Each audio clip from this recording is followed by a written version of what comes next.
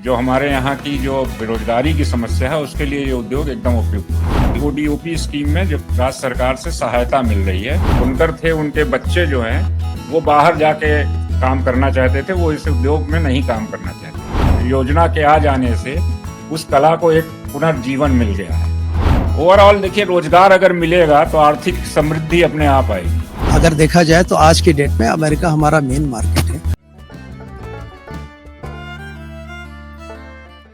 नमस्कार, मेरा नाम है मृत्युंजय और आप देख रहे हैं उत्तर प्रदेश की बात अमर उजाला के साथ। यूपी कितना सक्षम है ये जानते जानते हम पहुंच गए हैं मिर्जापुर। जी, मिर्जापुर से शायद आपको एक वेब सीरीज का सीन याद आता होगा, मिर्जापुर नाम की, जिसमें कालीन उद्योग दिखाया गया था। तो हम भी कालीन उद्योग पे बात करेंगे। इस शहर में जानेंगे यहाँ के उद्योगपतियों से किस तरह से राज्य सरकार ने जब कालीन उद्योग को ओडीओपी में शामिल किया है तो यहाँ का उद्योग बढ़ा है, किस तरह यहाँ के लोगों को रोजगार मिला है। तो आइए चलिए यहाँ के लोगों से बात करते हैं, उद्योगपतियों से बात करते हैं, जानते हैं, समझते हैं।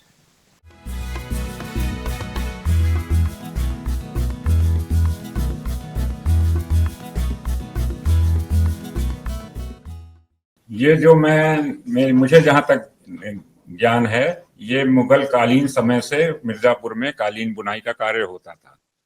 एक कथा है कि यहाँ से जब कालीन बुनकर का काफिला जा रहा था जीटी रोड से, तो उस समय किसी डकैतों के गैंग ने उन पे अटैक कर दिया। तो वो यहाँ के आसपास के गांव में जाके छुप गए और यहीं पे कालीन बिन के अपना जीविकोपार्जन करने लगे। और उन्होंने यहाँ के लोगों को इस कला को सिखाया, जिससे इस पूरे क्षेत्र में मिर्जापुर, भदोई, आसपास के इलाकों में एक कालीन की जो कला है वो विकसित हुई। सर, कालीन उद्योग के बारे में थोड़ा बताइएगा। कालीन उद्योग जो है ये बहुत ही पुराना उद्योग है। जैसे मैंने बताया, ये कालीन बेल्ट मानी जाती है मिर्जापुर, भदोई, और करीब 17,000 करोड़ का निर्यात यहाँ से होता है। और इसमें जो बुनकर हैं हमारे, 25 से 30 लाख बुनकर इसमें लगे हुए हैं, जिनको कि इससे कालीन से रोजगार मिलता है। और ये भारत की परिस्थितियों के अनुसार बहुत ही उपयुक्त उद्योग है, क्योंकि इसमें पूंजी कम लगती है और लेबर कॉस्ट ज्यादा होती है। तो इससे जो हमारे यहाँ की जो बेरोजगारी की समस्या है उसके लिए ये उद्योग एकदम उपयुक्त उद्योग है। कालीन उद्योग को इससे लाभ मिल रहा है जिससे ओडीओपी स्कीम में जो राज्य सरकार से सहायता मिल रही है, और जिला उद्योग केंद्र जो है वो काफी इसमें सक्रिय हैं। तो नए नए लोग जो कालीन उद्योग में नहीं थे और जो यहाँ पे स्थानीय रह के बाहर नहीं जा सकते, वो इस उद्योग को आगे बढ़ाने में रुचि ले रहे हैं, जिससे कि काफी कालीन उद्योग को बढ़ावा मिल रहा है। ये बदलता हुआ दौर बहुत ही अच्छा है, क्योंकि ये कला जो है धीरे धीरे मृत हो रही थी प्राय, क्योंकि जो कालीन के बुनकर थे उनके बच्चे जो हैं वो बाहर जाके काम करना चाहते थे, वो इस उद्योग में नहीं काम करना चाहते थे। तो इसलिए बहुत से यहाँ पे जो पलायन था वो बहुत ज्यादा था।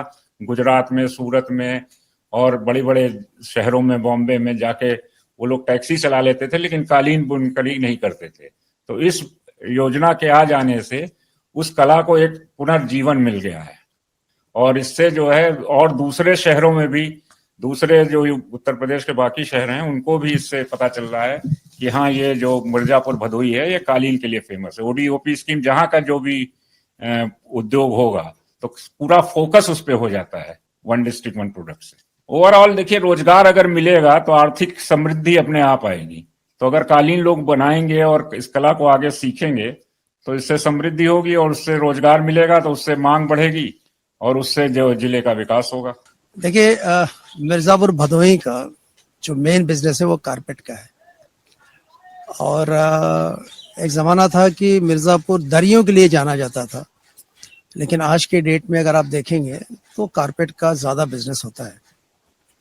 जहाँ तक कारपेट का सवाल है, कारपेट के कई वेराइटीज़ होते हैं, कई क्वालिटीज़ होती हैं, और हर क्वालिटीज़ के अलग अलग वीवर होते हैं, अलग अलग लूम्स होते हैं।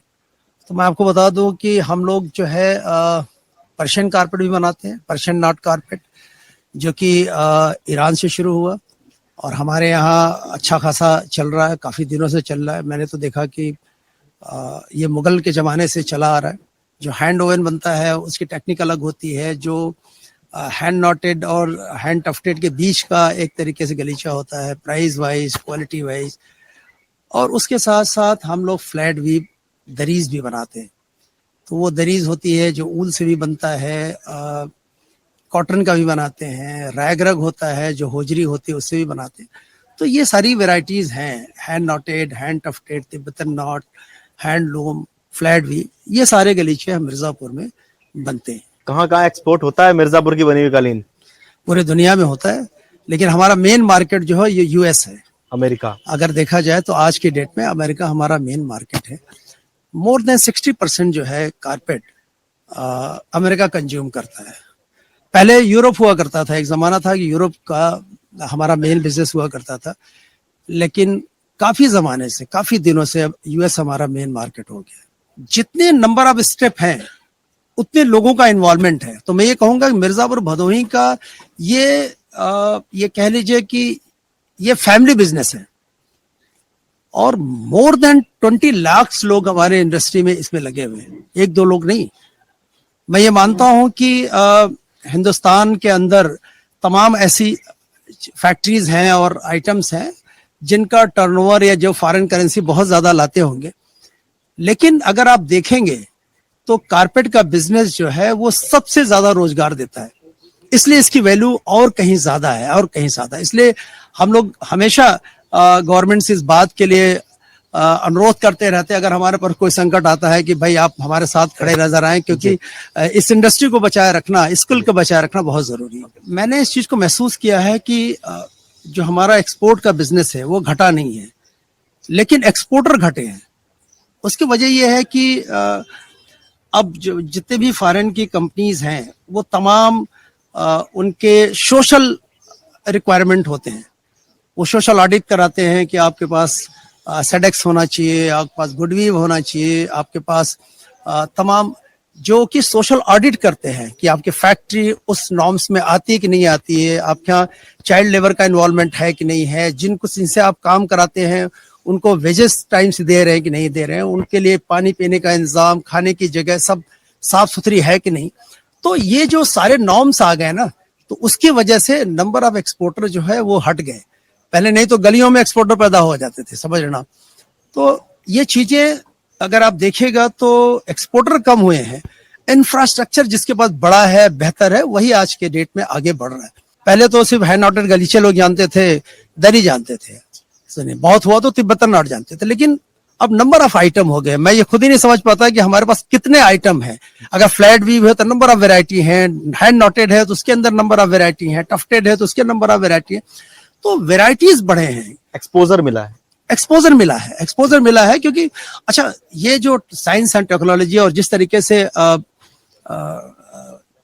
ये पूरा नेटवर्किंग का काम शुरू हुआ, चाहे वो अगर आप कह लें कि डिजिटल इंडिया हो या फिर आप कह लीजिए इंटरनेट का जो जमाना आया जी, और जिस तरीके से लोग जुटे हैं व्हाट्सएप से लेके हर चीज में, तो चीजें बहुत लोगों के रीच में आ गई है। पहले ये जमाना था लोग समझ नहीं पाते थे कि आज दुनिया में चल क्या रहा है, और आज मुझे पता है कि दुनिया में क्या चल रहा है, कहाँ किस चीज की डिमांड है, तो उस हिसाब से हम चीजों को डेवलप करते हैं और बाहर तक लेके पहुंचते हैं।